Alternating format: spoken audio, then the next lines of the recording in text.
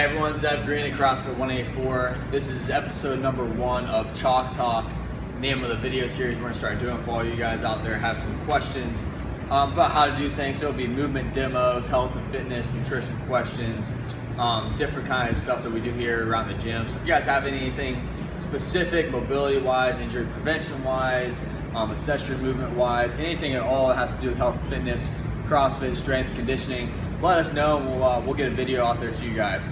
All right, so this is episode 1. What we're talking about today is the double under, how to progress from singles to double unders, and more specifically, how to overcome it if you've been stuck doing singles for a long period of time. All right, so just real quick, let's cover the basics of the double under and positioning with your body.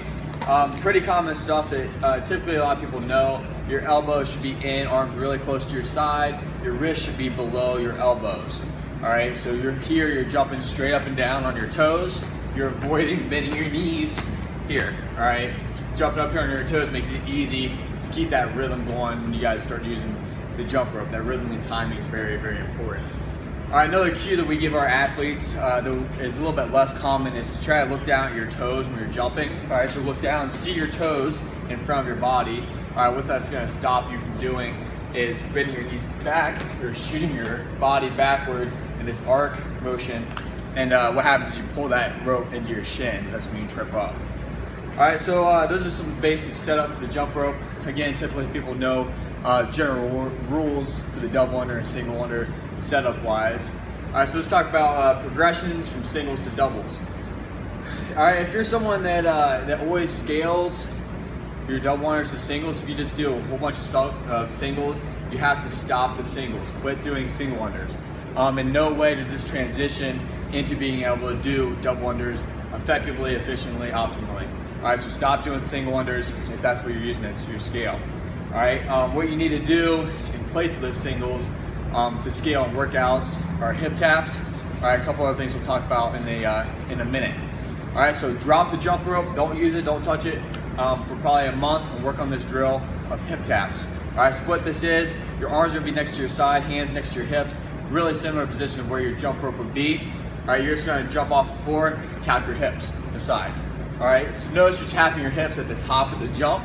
All right, so this is the same timing that will happen with your jump rope doing singles. All right, always start with singles and then start doing double unders. All right, so singles here, nice tall, doubles, 2, 2, 2, 2. All right, what this does, it gets your timing and rhythm down.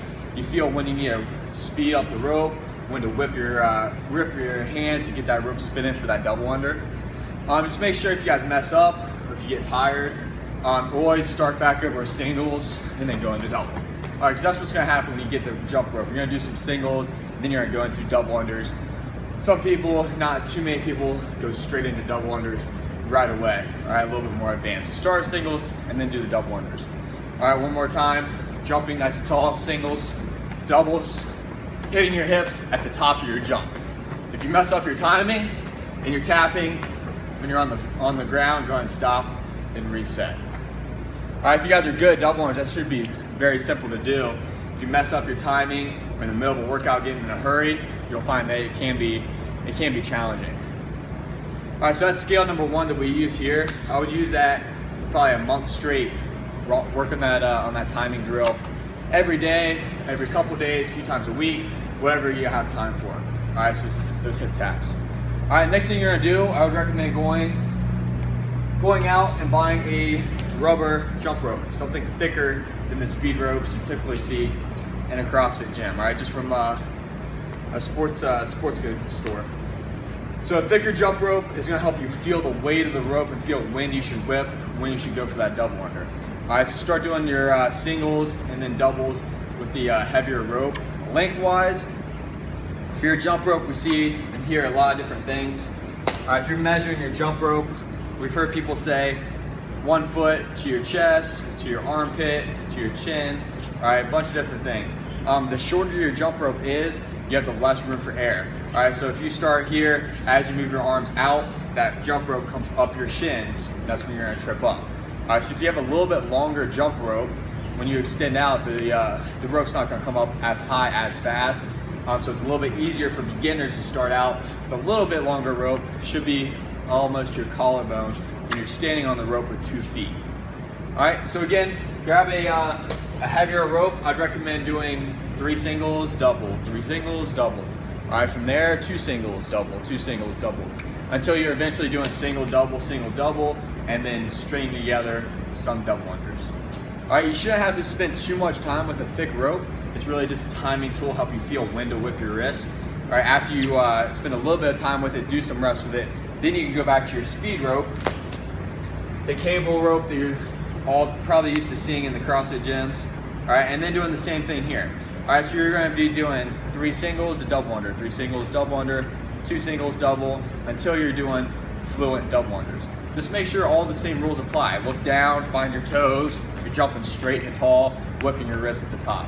All right, it's always good to do those hip tap drills as a warm-up before you go back to your rope, or do the hip tap drills, do some doubles with the heavy rope, and then grab your speed rope. And all this timing is going to help you out when you get the cable rope. All right, so I think that's it for the double under progressions. Also, so scale-wise in workouts, if the workout calls for 100 double unders, again, if you typically scaled at 300 singles, stop doing that. Go to 100 hip taps. All right, so here, tap 1, 2, 3, 4. Scale it that way for a while. You can also scale to a set amount of time. All right, so again, if the workout calls for 100 double unders, give yourself 1.5 minutes of double under practice, double under skill work. All right, so this way you're stuck at the jump rope station of the double unders for a set amount of time. So you're not gonna speed through it, rush through anything. You're stuck here for 1.5 minutes, so you might as well take your time, do some good drills, get some good attempts in before moving on to the next one. All right, so that's the double under progressions we use here, some drills to use to progress you from singles all the way up to double under.